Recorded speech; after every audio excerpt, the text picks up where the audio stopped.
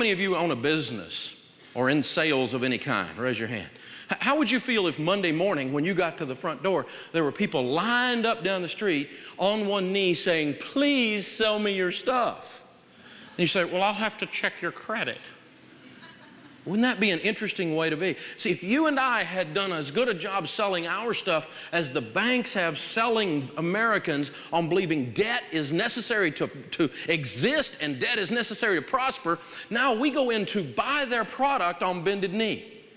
We go in and say, please sell me your debt. And then when they approve us to buy their product, it's like getting accepted to a country club that nobody can get in. You know, it's like, I've got a plutonium card. I was accepted. Isn't that's tremendous marketing? It's called a negative sale. When you can get someone wanting something, take it away from them so they chase you to get it. That is powerful because everybody wants to get into a crowded restaurant, don't they? Everybody wants to buy something that's no longer on the shelves, don't they? That scarcity kind of feeling, and that's the way debt has been marketed, and very effectively, to where now we think we're someone if we get approved. Isn't that an interesting twist and how they've been able to pull that off culture-wide? I think it's excellent. I think they're very, very smart, and I think they're very good at what they're doing. But you know, if we go into any other store and the salesman comes up and says, can I help you please? You say, oh no, I'm just looking. I mean, what if you went into a bank and they said, can I help you please? You say, no, I'm just looking. Instead you go, would you please give me a car loan? Please, because I need a car. We're begging them to buy from them. That's excellent, excellent marketing. And now we've reached the point that 25% of families now have a negative net worth. And I just pulled this up today. This is very interesting.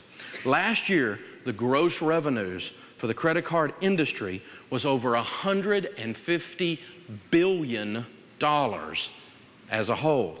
That is more than the gross national product of Egypt, Puerto Rico, and the Bahamas combined. This is a big deal. And these guys are very good at what they're doing. I'm not saying they're evil, and I'm not paranoid. I don't think there's a conspiracy. I just think they're a lot better at selling than we are at not buying.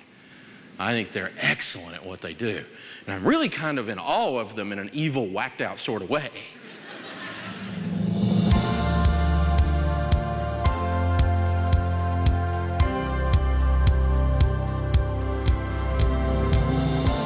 Rules over the poor, and the borrower is slave to the lender. Slave to the lender. You see, what happens to most of us is we get out of school and we get married, right? No, this is not marriage. But Sharon and I, we got out of school, we had a little bit of a student loan debt. We had too much on a MasterCard and a lot on an Amoco card, because when I was in college, I bought a couch on my Amoco card. I don't think you're supposed to do that, are you? Guy said it was okay, though. And we started off our lives broke. You remember when you started off broke. We ain't got money, honey, but we got love. Good thing, too, because we ain't got no money. And we were eating off a card table, driving a 1902 Pinto, just getting our lives started. You remember. And that's about the time all those Pintos were blowing up. I don't know if any of you remember that or not. And my wife was driving the Pinto, so we were getting a little worried here. My buddies are going, bet you got good life insurance, don't you? So I got all embarrassed, went and bought my wife a brand new car I wanted. Yeah, some of the ladies understood that one, yeah. And then we're in this little apartment watching this television sideways that we bought at a garage sale. And so I went down to one of the electronics store and to get me a good television. 90 days, same as... Yeah, you know about that, because I'm a finance major. I'm going to get that free money. I'm going to use that free money. I'm going to beat them up. And I bought a stereo television, which meant I had to get a stereo. And then I had to get an entertainment center to put all this stuff in. Now, we're in a one-bedroom flea bag apartment eating off a card table, but we have a stereo system shaking 8-block area. Priorities, baby, priorities. And that's how we started off our lives. And then our friends came over and said, oh, you've been married 20 minutes and you haven't bought a house yet? Oh, renters go to hell. Oh, you can't be a renter. Got to buy a house, got to buy a house, got to buy a house, got to buy a house, got to buy a house. Now listen, I want you to get a house, but broke people shouldn't buy a house. That blessing will turn into a nightmare. And so we went and we got a house with nothing down, because that's what we had to put down, nothing. They called it creative financing. We thought it was creative. Here we got no money, we signed our name and got a house. This is just good. In America, what a country. And we bought a house in the same neighborhood that I grew up in.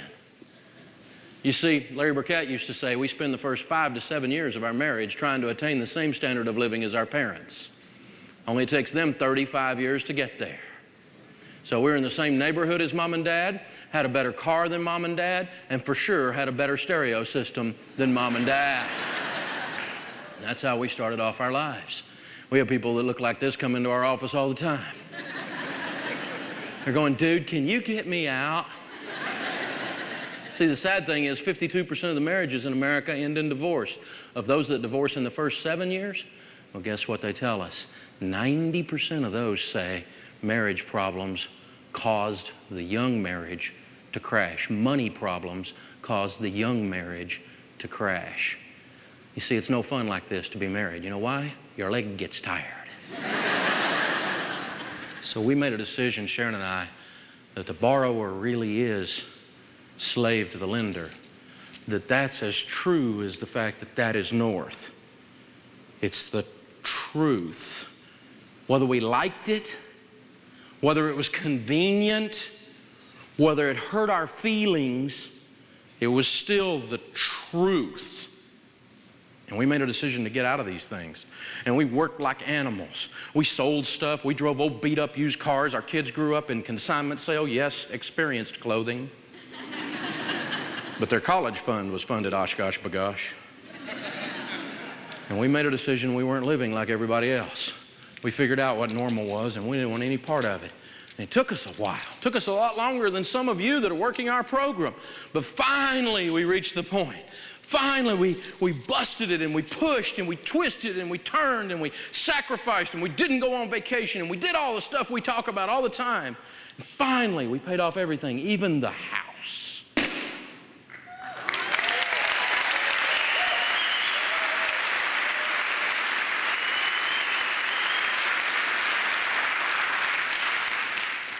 You know what you can do if you don't have any payments? Anything you want. You know how hard it is to make money, save money, give money, and invest money when you don't already have everybody else's name on your money before it comes in? It's easy to make money, save money, give money, and invest money when you don't have someone else's name on everything you have. When all the money comes in and all the money goes out and only the names are changed to protect the innocent, it takes all the fun out of the deal. But Dave, what about? And that's what I get when I go around the country talking about debt. People generally go, yeah, debt's a bad thing, and we borrow too much in America. We get that, Dave. We understand. And it's a concept and a philosophy and a theology. We grasp that. But Dave, what about? And then there's their little thing that they think is different. And we all used to get these but Daves so much that we finally, on our talk radio show, the Dave Ramsey Show, we started doing a But Dave theme hour where you could call in and ask me about your But Dave. And we would go into it, and I started hearing, and what I started realizing is that people not only had believed the overall myth that debt was the way to win with money, but they had all of these very specific little lies built into the big lie that they had believed. We call them myths. If you spread a lie, tell it often enough and loud enough, eventually it becomes accepted as the truth. So what we're going to do in this lesson is we are going to debunk the myths.